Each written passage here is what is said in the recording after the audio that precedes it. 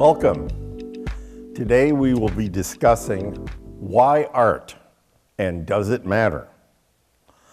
Here with me today is Marcel Franciscono. He's an art historian. He received his BA from Queens College in New York and his MA and his PhD from New York University. Marcel has taught at Queens College, George Washington University, New York University, and here at the University of Illinois for more than 30 years.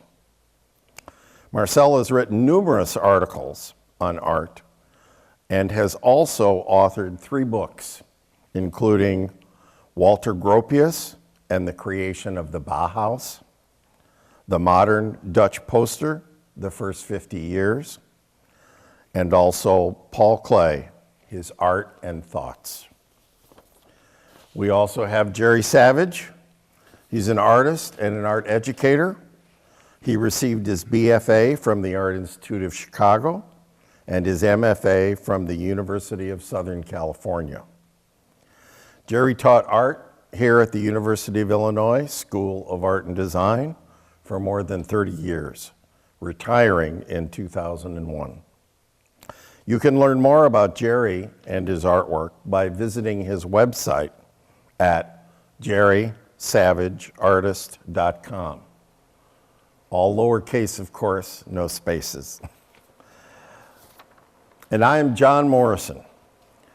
After receiving undergrad and graduate graphic design training here at the U of I too worked at the university for more than 30 years before retiring. I was the art director and graphic design instructor for the Illini Union on campus. Some of the topics we will be talking about today include, does the concept of beauty still apply to modern art? What is the role of public art? Should art seek to provoke, inform, or reveal? Should our government fund the arts? So, Jerry, what do you think about why art and does it matter? I think that from my experience, I think of myself as an average person who has a certain kind of talent, but the insights I've gained through art, I think it can apply to almost everyone in every phase of their art. And the aspect that struck me is that I was able to find what I consider reality in the subconscious, not in conscious intent. And to me, that was a complete surprise. So I feel that if art can reveal another kind of reality, and to me, the reality in my life is the subconscious. It has taught me to deal with unforeseen circumstances. It's allowed me to keep on my toes and adjust to change. And I discovered all that in the act of painting. And it became a clearer and clearer as I progressed as an artist. So I think the information I've gained, which has given my life clarity, I think people can profit from that on a very personal level. Okay. What do you think, Marcel? Does it matter? Does art matter? Yes. To varying degrees. It would depend, I suppose, on the sensibility of the individual. But I think, in general, art in the sense of order, design, matters to everybody. I can't, of course, speak to what a practitioner feels about it. As Jerry just said, that's a different matter altogether. Right. Well, I know art matters to me. I like to collect art. There's especially 2 local artists, Peter Bodner and Glenn Davies, whose work I've collected for many years. Peter since 1964 and Glenn since 1980. And you guys have been to my home, so you know that the art surrounds me. And to me personally, I can't imagine my life without art. So I know, to me, it matters. It matters a great deal and has changed my life for the better. And I find that the art that I've collected that surrounds me, I swear it regenerates me. And I draw energy from it on a daily basis. And I consider myself very lucky to have found art that speaks to me and means so much to me as it does. It doesn't matter to everyone. I have two younger brothers. They, in my home, they look at what's on the walls and they look at me and they wonder what happened to me. But they have their own interests that doesn't include art. But to me, it's very important. And that's one of the things about art that I find fascinating is it can be many things to many different people. And I've always found my own personal experience to be a very singular, personal approach and wouldn't be the art for a lot of people, but it means so much to me that I can't, and it's been part of my life my whole life. So, John, what do you look for in art? Are you searching for something? What sustains you? well, one of the things I look for is a little bit of enigma means a lot to me. I have found, and again, I have art on my wall that I collected when I was 18 years old, and it's still meaningful to me now. And that means it came into my life without all the answers there for me at first glance. It changes as I change, and to me, that's one of the markers I look for is not having everything spelled out for me. That shows up in your work, Jerry.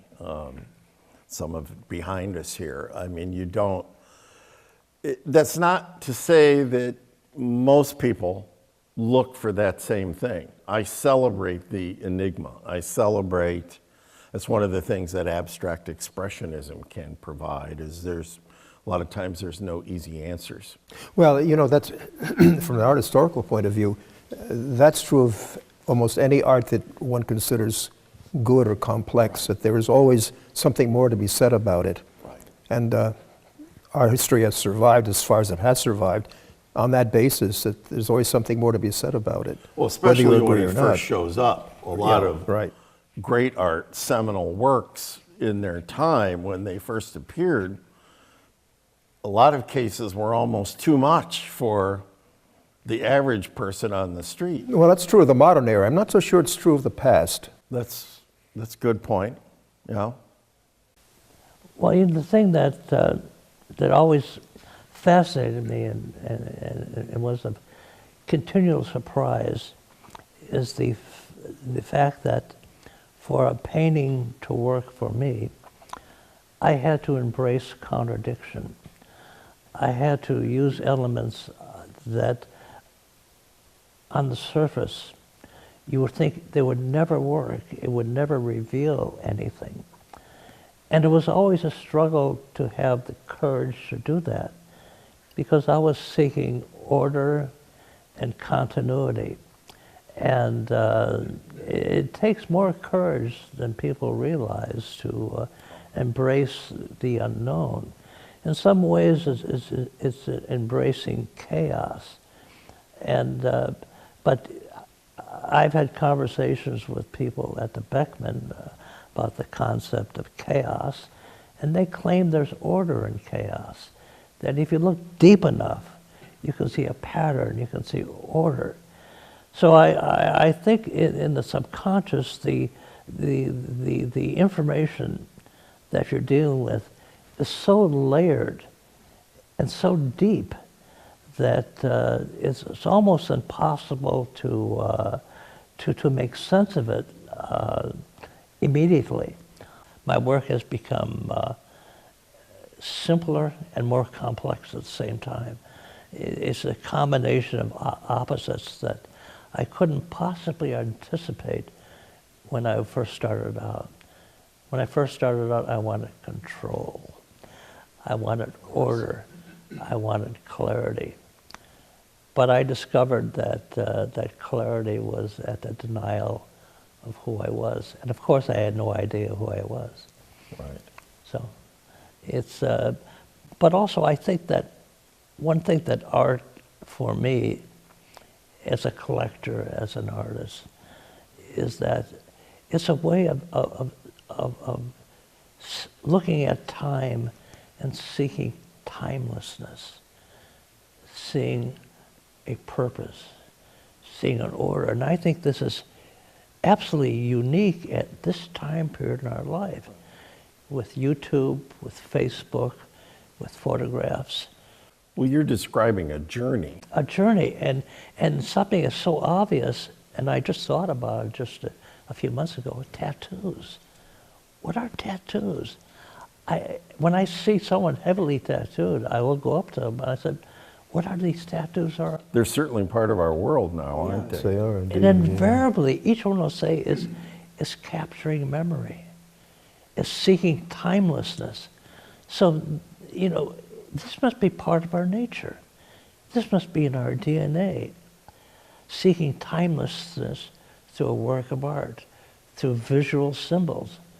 And when you ask these people about their tattoos, the story is heartbreaking. I'm sure it's personal. I mean, it's so intimate. You know, in the old days, Popeye would have mom on it.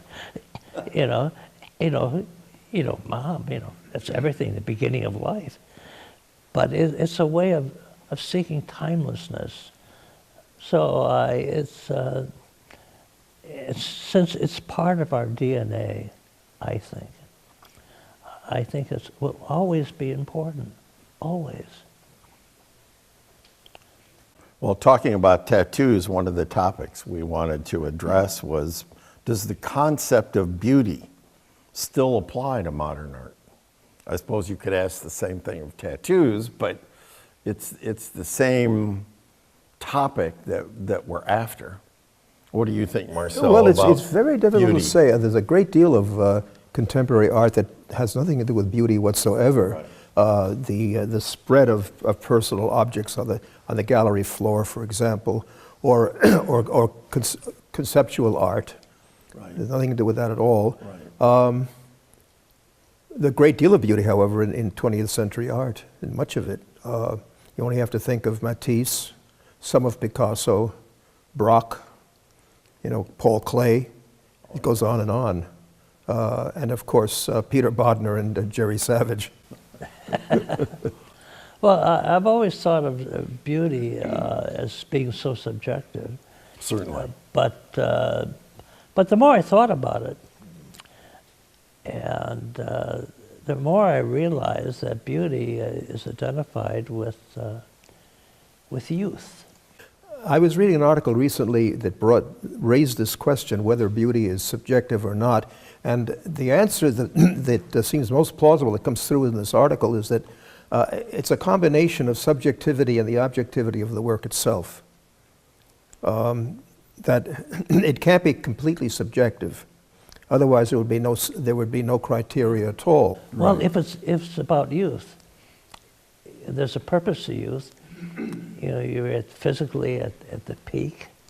You're most capable of continuing the species. Well, but there is such a thing. I mean, it's been derided in more recent decades, but there was such a thing as a so-called old age style. Titian, for example, had it, which has nothing to do with youth, but does have to do with a certain kind of facility and simplification that comes, in the case of some, like Titian, comes with old age. Well, I think that point of view is especially relevant in our time period, because the longevity that we're capable of in terms of advances in medicine and technology and information, that we're capable of living far longer than most people can possibly even imagine. And it seems to me that we spend our whole life seeking information and sources, trying to figure things out. But what's the point of it? Eventually, it'll have to, become wisdom, how to conduct your life, and that's the process I think you described with Titian and in Picasso and Mies van der Rohe and Frank Lloyd Wright. It's where information becomes wisdom, and that only happens in old age. A time period where you have perspective, you have a vision where these things absolutely matter. But the thing about beauty, it's the ideal form. It's almost impossible to sustain. You look at the beauty of a young person, a man or a woman, a 17, 18-year-old boy or a girl, perfect stage of a life. But how long will that last? The ideal form? And look at how much we sort of worship that today with facelifts, makeup, costume, persona, all kinds of stuff. Certainly in our society. It's a dead end. It's an ideal which is destructive to pursue. Right. But I think Marcel's point is very well taken, that the well-lived life, the life of information seeking, of doing the best you can, doing good, is the best way of finding purpose in life.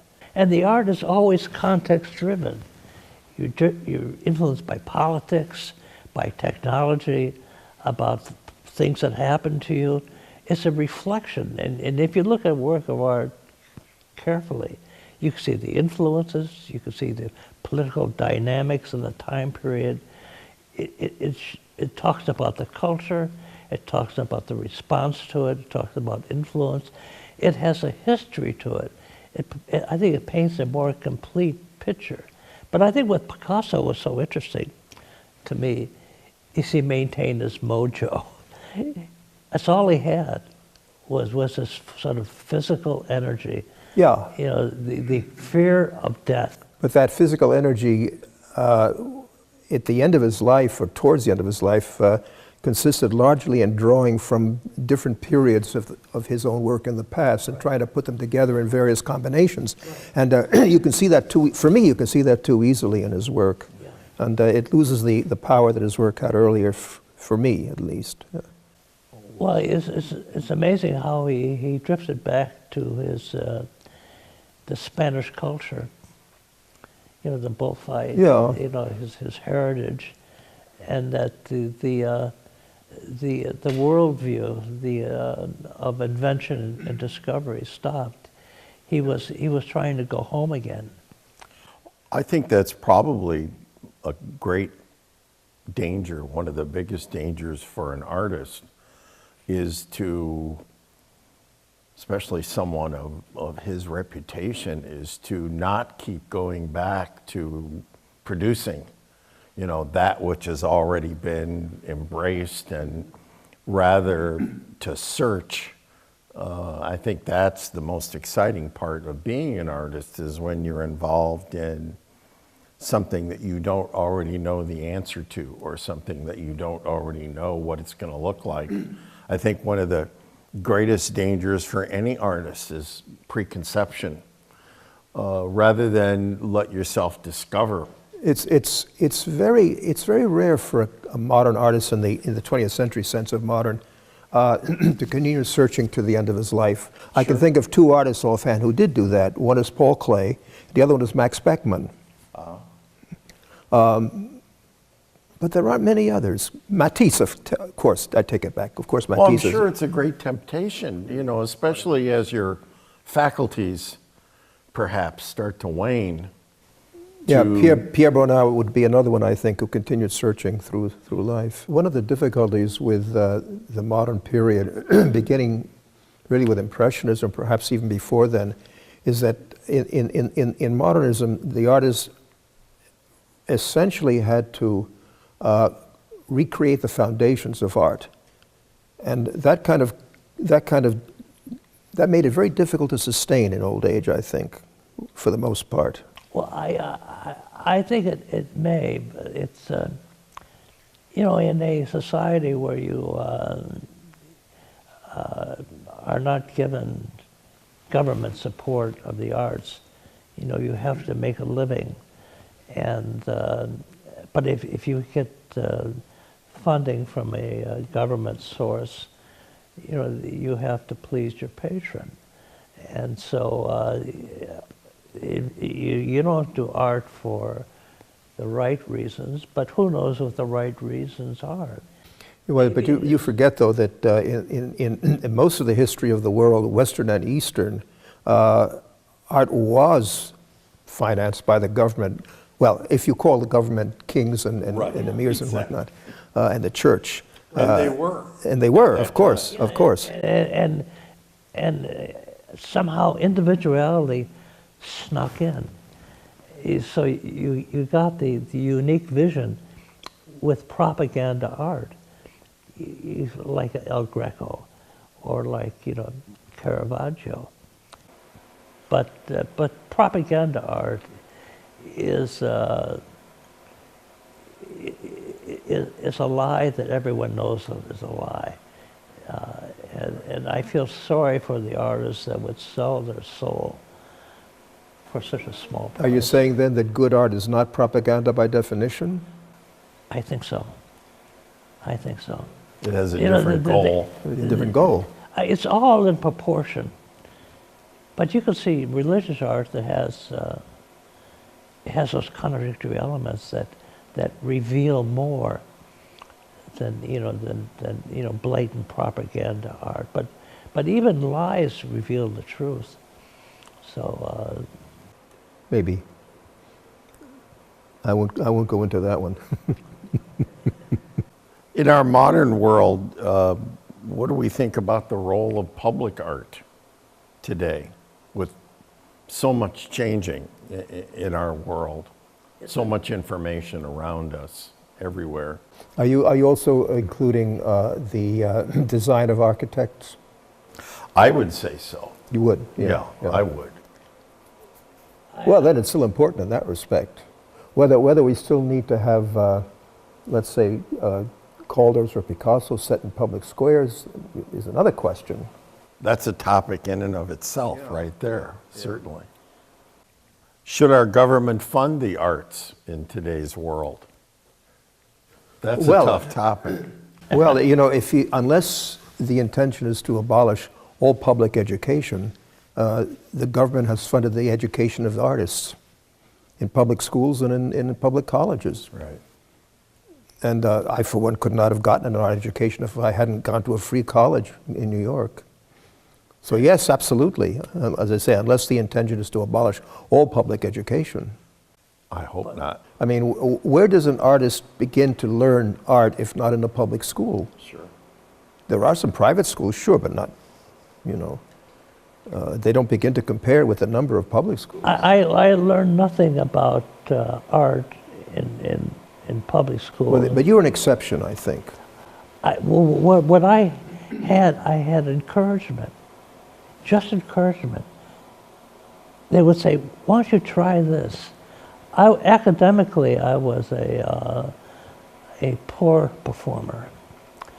I seemed to be more concerned with a emotional kind of intelligence, that I was on another trajectory. But what I had in school was teachers who were magnificently encouraging. What I discovered with my work, I always had this sort of mojo. You know, well, it's like I've been, someone has put a lighted match on the soles of my shoes. I'm always in motion of some kind. It seemed to be, part of my DNA. But I am very subjective, and I know that's my flaw. Could be a flaw as a teacher, but I was very aware of that being a flaw. So as an administrator in the painting program, I knew how subjective criticism is. It comes from their point of view, and why shouldn't it? It should. That's what it is. People are very thoughtful. They have a history. They've studied these things in great detail. But it's just a point of view. So I made a point that have each painting class, advanced painting class, be taught by 4 different people who painted differently, to look at one work and come with 4 different conclusions. And the objective was the students say, well, maybe my idea is pretty good. Maybe. But to me, it was always a learning experience. But I think human nature, if we judge by recent history, that things have gotten better consistently for many, many years, in spite of wars, in spite of everything else. There has to be some innate goodness. There must be some kind of natural law that reflects a higher order. There has to be. You wouldn't have the steady improvement in every aspect of our lives. So as an artist, I know it's subjective. It only pertains to my painting. I know when I'm conning myself. I know that. I can reach a point I have no choice. Maybe I have to make a dumbbell decision and see what happens. After all, in baseball, to be in the Hall of Fame, all you need is 3 hits out of 10. So you think about my That's painting. one way to look at it. Yeah, maybe the paintings don't all hit the mark. Maybe they're compromises. That's all I knew, all I could do at the time. But it's worth a failure if I could spot as a failure. So to me, that in many respects, art does have meaning because it gives life meaning. Well, to try. To reach give it a shot. beyond where you feel Give it a comfortable, shot. Yeah. I think is probably one of the most important aspects of it. I hope it's a life well spent. Well, I think it is. I mean, I think the 3 of us certainly feel that the pursuit of art is one yes. that's a noble quest. And think of how many bad things it prevents you from doing. Well, I think the conversations about these things are extremely important, and the fact that I've always been surprised at how much I've learned from Marcel. That we've been talking about the Bauhaus, and I always thought as the mortal enemy, and and then Marcel is able to make me see things. Marcel's a good example of a man with many connections. And if you just listen, Marcel, you're gonna pick up you on started some out as maybe trying painting out. Yeah, I did. Well, what made you change gears? Well, as I tell people, I talked a better painting than I painted. That's a good way to put it. I never had the courage. I'm in awe of people like No, I didn't have the drive to paint in the end. And you have to. You have to really have that drive. And I as a teacher, I had so many extremely talented students who had high intelligence and articulate and a dexterity with paint far better than me at the same age. And I was always surprised that very few went into art. I've concluded that that many are called, but you have to be picked. Well, I think that's probably a good place to stop. We thank you for joining us today and our discussion about art. You can probably decide for yourself. The three of us think that it does still matter. And maybe some of the things we've discussed today will help you make your own conclusions about art and what it means to your life and what it might mean. So thank you for joining us.